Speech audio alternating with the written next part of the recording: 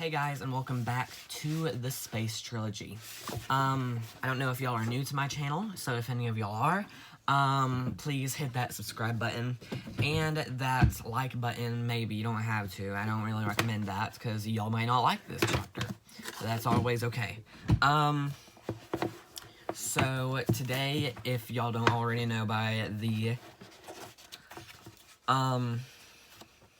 title, we're going to be reading chapter 4. Yeah, it's a little bright. Okay, so let's begin. Ransom's legs failed him, and he must have sunk back upon the bed.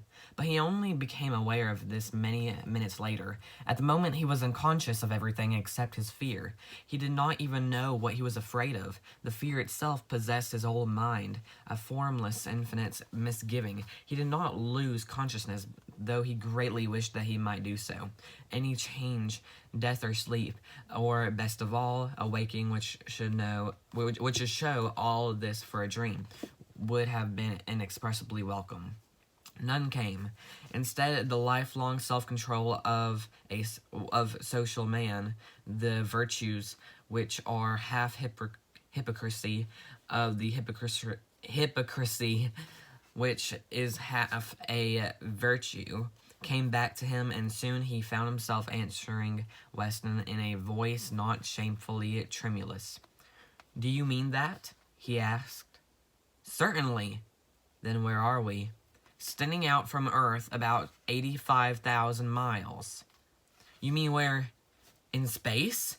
Ransom uttered the word with difficulty, as a frightened child speaks of ghosts or a frightened man of cancer. Weston nodded. "What for?" said Ransom. "And what on earth have you kidnapped me for? And how have you done it?" For a moment, Weston seemed disposed to give no answer. Then, as if on a second thought, he sat down on the bed beside Ransom and spoke as follows.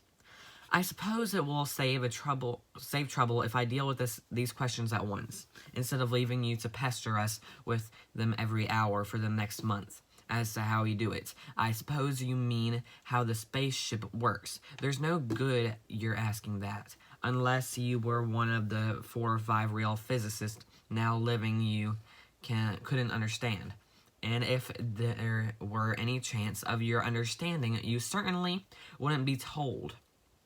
If it makes you happy to repeat words that don't mean anything, which is, in fact, what unscientific people want when they ask for an explanation, you may say we work by exploiting the less observed properties of solar radiation. As to why we are here, we are on our way to Malacandra." "Do you mean a star called Malacandra?"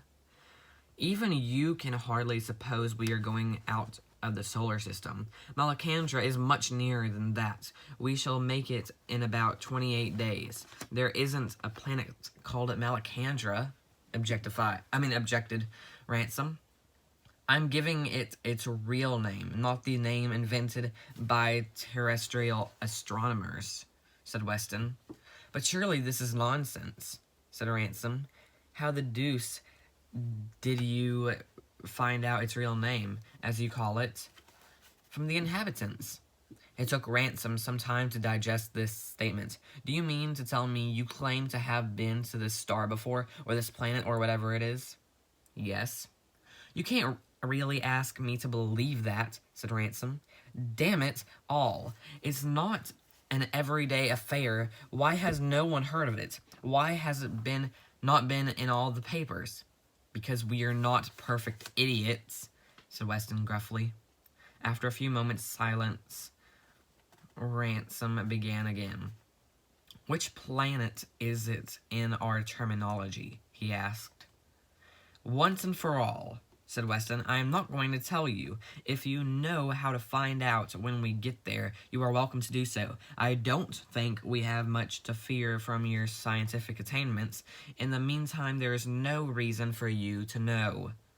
"And you say this place is inhabited?" said Ransom.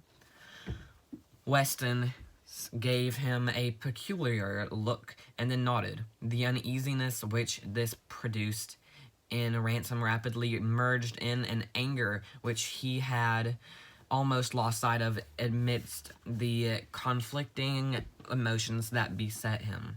"And what has all this to do with me?" he broke out. "You have assaulted me, drugged me, and are apparently carrying me off as a prisoner in this infernal thing. What have I done to you? What do you say for yourself?"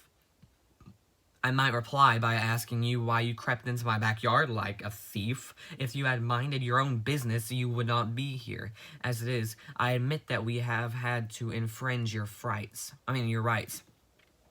My only defense is that small claims must give way to great. As far as we know, we are doing what has never been done in the history of man, perhaps never in the history of the universe. We have learned how to jump off the speck of matter on which our species began. Infinity, and therefore perhaps eternity, is being put into the hands of the human race. You cannot be so small-minded as to think that the rights or the life of an individual or of a million individuals are of the slightest importance in comparison with this.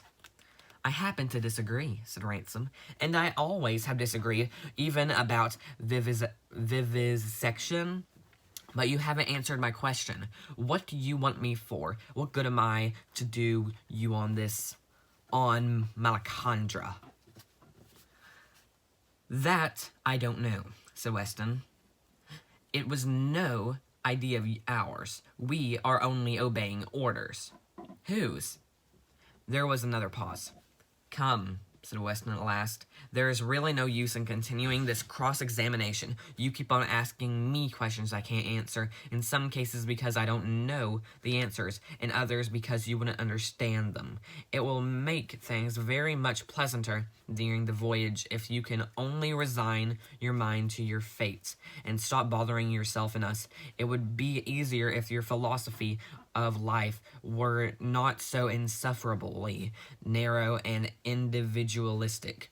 I had thought no one could fail to be inspired by the role you are being asked to play, that even a worm, if it could understand, would rise to the sacrifice. I mean, of course, the sacrifice of time and liberty and some little risk.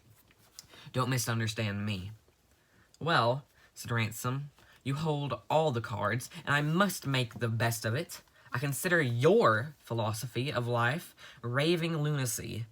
I suppose all that stuff about infinity and eternity means that you think you are justified in doing anything, absolutely anything, here and now, on the off chance that some creatures or other descended from man, as we know him, may crawl above a few centuries longer in some part of the universe."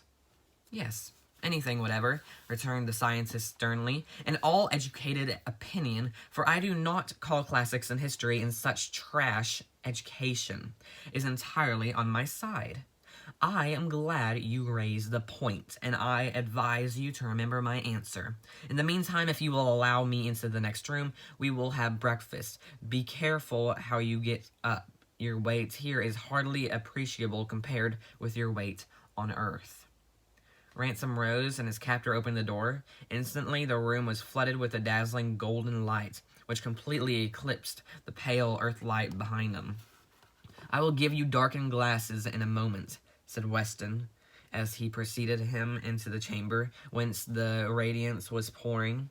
It seemed to Ransom that Weston went up a hill towards the doorway and disappeared suddenly downwards when he had passed it.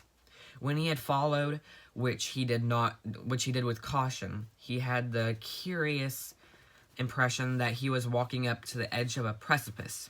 The new room beyond the doorway seemed to be built on its side, so that its farther wall lay almost in the same plane as the floor of the room he was leaving. When, however, he ventured to put forward his foot, he found that the floor continued flush, and as he entered the second room, the walls suddenly righted themselves, and the rounded ceiling was over his head. Looking back, he perceived that the bedroom in its turn was now heeling over, its roof a wall, and one of its walls a roof. You will soon get used to it, said Weston, following his gaze. The ship is roughly spherical, and now we are outside the gravitational field of the Earth down means and feels towards the center of our own little metal world. This, of course, was foreseen, and we built her accordingly. The core of the ship is a hollow globe. We keep our stores inside it, and the surface of that globe is the floor we are walking on. The cabins are arranged all around this, their walls supporting an outer globe, which from our point of view is the roof. As the center is always down, the piece of floor you are standing on always feels flat or horizontal, and the wall you are standing against always seems vertical.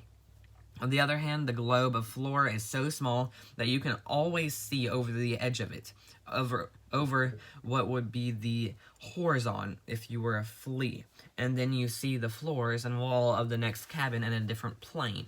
It is just the same on Earth, of course, only we are not big enough to see it.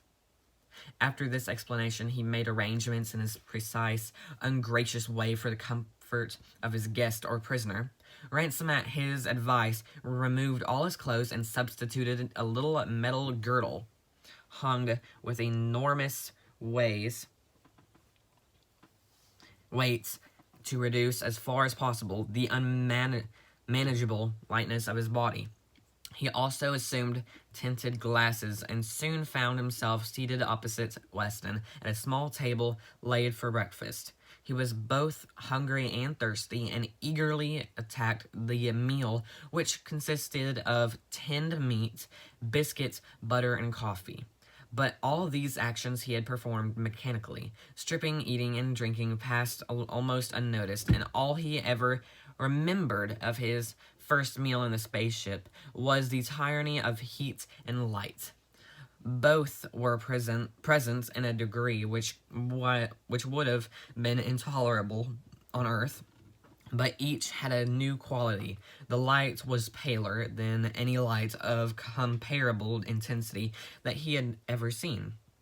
It was not pure white, but the palest of all imaginable golds, and it cast shadows as sharp as a flood light. The heat, utterly free from moisture, seemed to knead and stroke the skin like a gigantic masseur. It produced no tendency to drowsiness, rather intense alacrity. His headache was gone. He felt vigilant, courageous, and magnanimous, as he had seldom felt on Earth. Gradually, he dared to raise his eyes to the skylight. Steel shutters were drawn across all but a chink of the glass, and that chink was covered with blinds of some heavy and dark material. But still, it was too bright to look at. I always thought space was dark and cold, he remarked vaguely. Forgotten the sun, said Weston contemptuously. Ransom went on eating for some time. Then he began, if it's like this in the early morning, and stopped, warned by the expression on Weston's face. Awe fell upon him. There were no mornings here, no evenings, and no nights. Nothing but the changeless noon which had filled for centuries beyond history so many millions of cubic miles. He glanced at Weston again, but the latter held up his hand. Don't talk, he said. We have discussed all that is necessary. This ship does not carry oxygen enough for an unnecessary exertion, not even for talking. Shortly afterwards he rose, without inviting the other to follow him, and left the room by one of the many doors which Ransom had not yet seen opened. And that is the end of Chapter 4. So, Chapter 5 will probably be here on Saturday, because I do these every Monday, Wednesday, and Saturdays, at least from now on, because I did not feel like I could do it every day. That'd be just too, Plus, sometimes I go somewhere, and I don't have any service, so. So yeah, see you guys then. Check out my channel. Check out my slow tunes. I feel like those are actually my most viewed videos on my YouTube channel, especially on a roll. I checked on a roll this morning. It had 340 something views, and I was like, whoa, because my videos never even get like above 15 views, so it's really different. So yeah, check that out. And I know I didn't upload a Fun and Frolic episode on the 24th. I know that. I didn't upload one because I was, that was Monday, so I had to make an ostrich episode, and that ostrich episode took forever to upload. I mean, it took forever. And then I had to do chapter 3, so yeah, don't miss, Saturday for chapter 5, and I will see you guys, I'll see you guys then, and bye.